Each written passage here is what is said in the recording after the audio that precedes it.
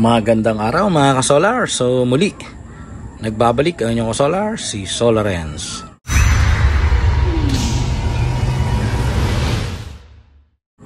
So meron tayo ngayon dito na isang hybrid off-grid na inverter. So ito ay toroidal solar power inverter. At ang brand nito ay One Solar. So sa ngayon, na-i-mount ko na at nagfa-function na ngayon, pero ito ay bagong-bago. Kaya ako i-mount ito dito agad para ma-review natin, dahil mamaya bubuksan natin ito, titingnan ko yung loob at titingnan natin yung mga parameters kung paano i-adjust. Okay, so una, dapat malaman muna natin yung kung ano ba ito, ay kung ilang kilowatts. At since ito ay isang hybrid, so makikita na rin natin kung ilan ng rate ng solar charge controller.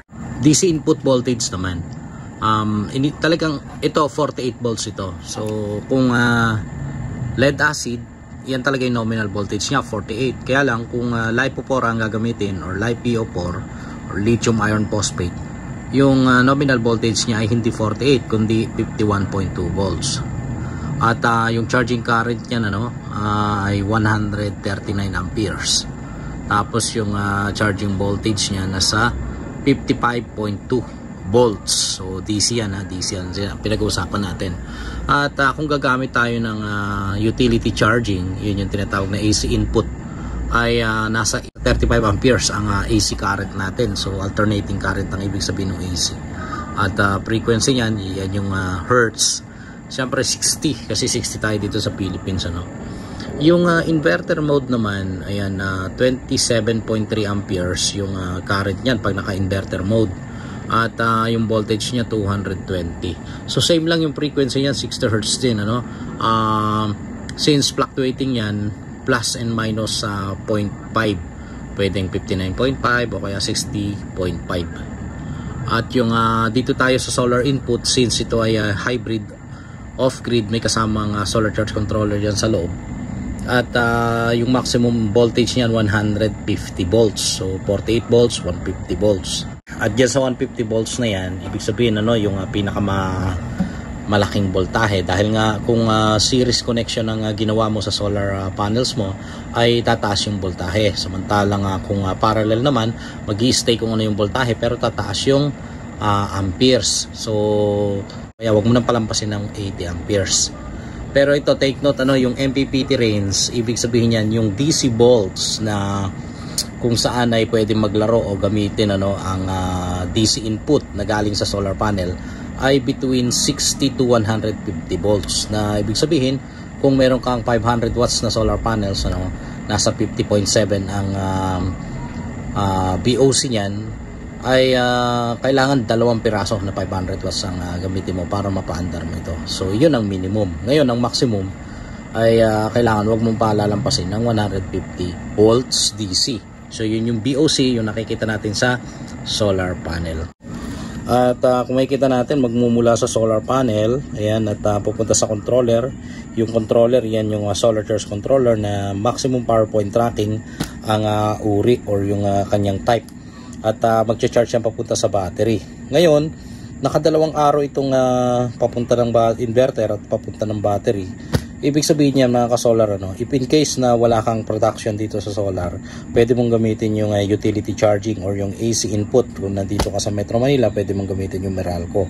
Kung nasa probinsya ka naman, any electric cooperative, pwede mong i-charge yung battery mo. Kaya lang, hindi para sa akin advisable yung ganun, dahil masasayang na nagkaroon ka ng solar setup, dahil para bang kukuha ka ng power sa utility at syempre bibili ka ng per kilowatt hour dyan. So medyo mahal yun. At kung i-charge mo lang naman, bakit pa nag-solar ka pa?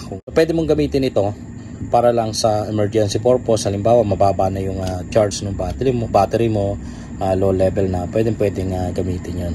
Pero kung sasabihin mo ibababad mo yan at hindi mo paandarin to, kaya paandarin mo man, then isasabay mo to sa mataas na charging current, halimbawa maximum niya 35, ay hindi magandang setup yon. So yung load niya, ibig sabihin ito na yung output ng inverter through inversing process, at 220 volts ang nilalabas nito para paandarin yung mga appliances sa loob ng bahay. So ito 6 kilowatts, marami nang pwedeng paandarin ito. Kayang-kaya nito ang 2.5 horsepower na water pump. Yan. Dalawang aircon na 1.5 horsepower, kayang-kaya nito. Mga ilang electric fan, ilaw, ref, mga simpleng sa bahay. So yan ang mga pwedeng gamitin dyan. Ngayon dito sa may working mode, explain ko lang AC input priority. Nagagamit ito mga ka-solar if in case na yung battery mo ay bumaba. Pero initially nakalagay yan sa battery priority mode. So kung naglobat yan, meron ka setting na ginawa dito na 42 volts, yan ay mag-step in na yung AC priority. Pero ang maganda ron, dapat mababa lang yung utility charging current na gagamitin para hindi magastos. So ayun mga ka-solar, ngayon makikita naman natin yung tinatawag na PV charging at saka yung utility charging. So bago yan ay dalhin ko muna kayo dito doon sa dalawang klase ng charging. So punta tayo sa amperes. Ayan, meron tayong AC at saka ito naman yung sa PV charging. Ibig sabihin yung charging na yan ay sa solar. Okay, so dito sa AC charging, yan yung utility charging din, at naka 40% lang ginamit ko ngayon. Tapos kung gusto nyo makita naman na nagpa-function yan, yung PV at saka AC charging, ay ito lang ang indication yan. Ito yung PV, ibig sabihin yan yung sa solar, at ito naman yung sa AC. Kasi kung mapapansin niyo, naka AC input priority mode. So ngayon medyo mahina kasi yung charge ng yung charging ng PV, at dahil nga 3 pirasong 550 watts lang yung nakalagay sa akin, kaya nag-charge ako from AC utility charging. Pero ang ginagamit kong AC utility charging yan ay galing din dito. Ayan, naka 35% yung load. So yung load nito, itong 3 kilowatts na hybrid, ay napupunta yan dito. So chine-charge ko para may tulong yung dalawa, nagtutulungan yung PV charging, itong PV charging at saka yung AC charging, nang mabilis tumaas yung charge nung battery. So sa ngayon nasa 77% na, kahit pa paano yan. So gusto natin maabot yung 58 volts, at battery voltage sa ngayon ay nasa 54. So 54 pa lang, 54 volts.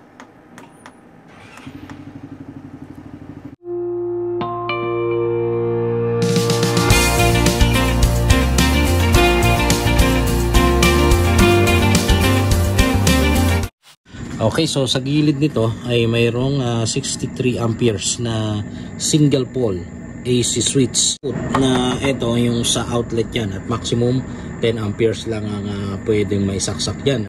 So kung 10 amperes yan, nasa 2,200 watts ang pwede mo ma-load dyan. Okay, so dito naman sa ilalim, ayan, ito yung pasukan ng PV cable, so single string lang ito, isa lang.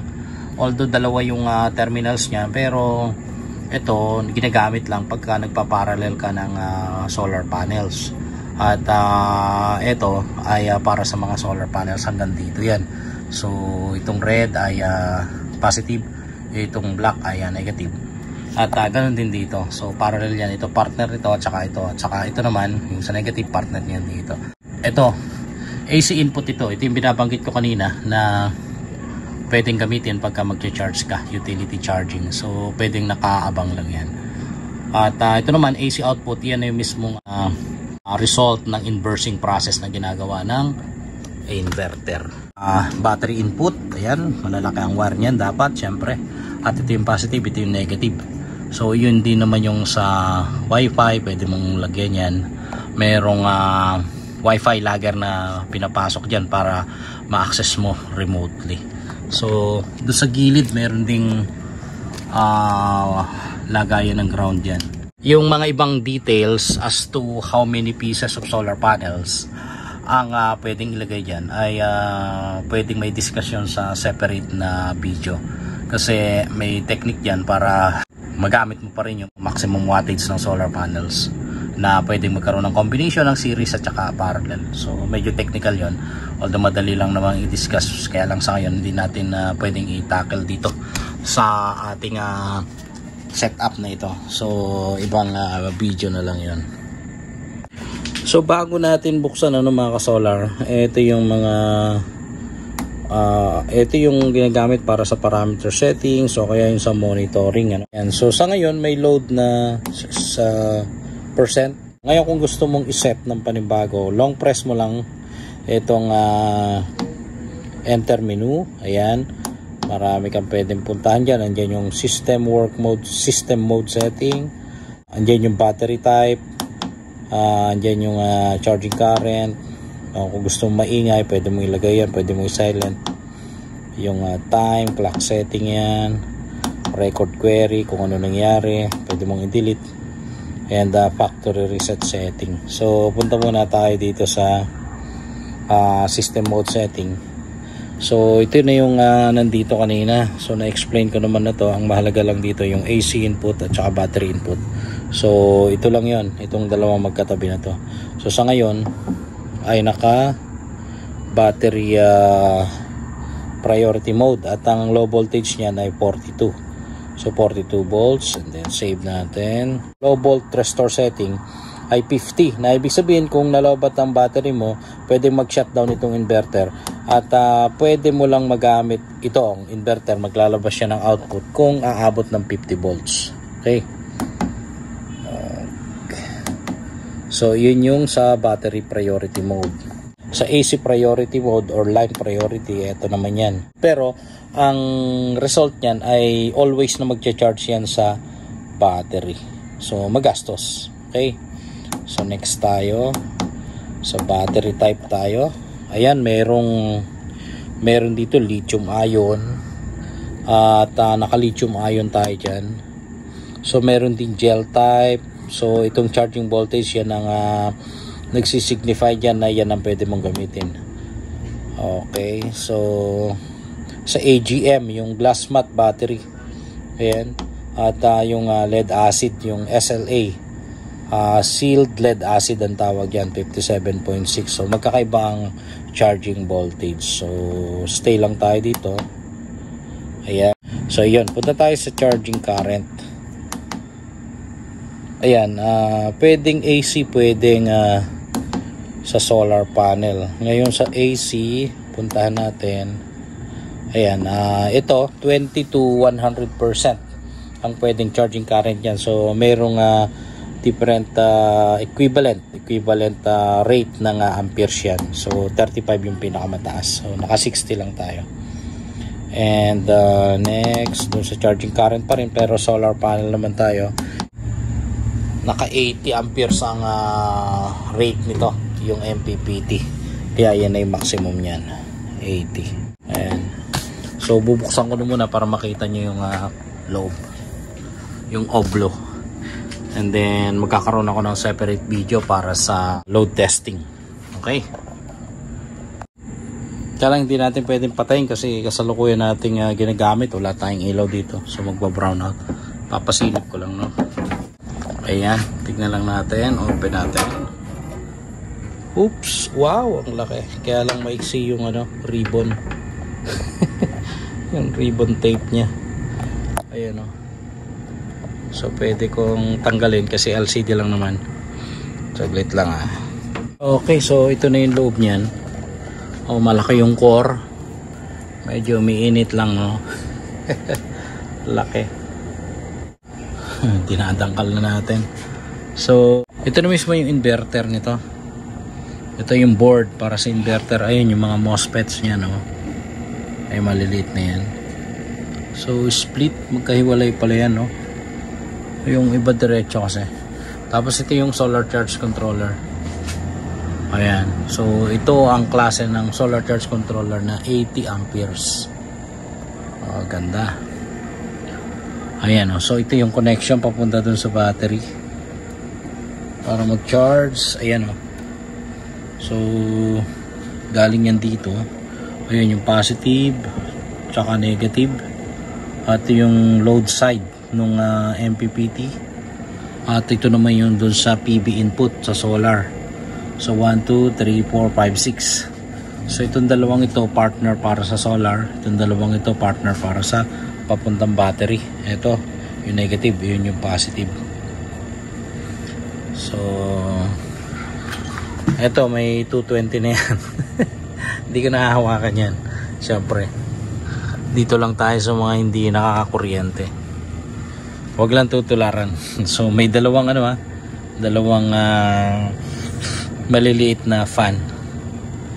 So may magnetic core, ayan. At yung white na yun, mga kanyan, resistor. Ayan. So yan ang loob niyan mga kasolar. At ibabalik ko na. And sa susunod na video, subukan natin yung stress test. So yun, maraming salamat mga kasolar. Maraming salamat sa panonood. At usap tayo sa susunod na video. Muli ang inyong kasolar, si Solarens.